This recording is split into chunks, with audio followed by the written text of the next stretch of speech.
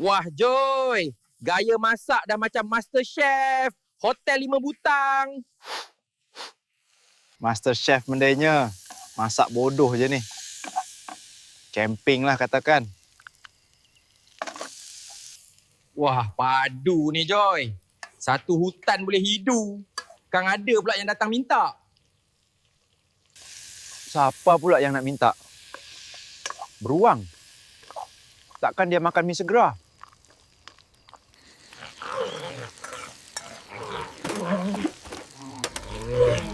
Chef, boleh grill ikan saya? Saya bukan chef, bang. Saya main masak-masak je. Alamak. Jadi side dish lah aku ni sekarang. Chef.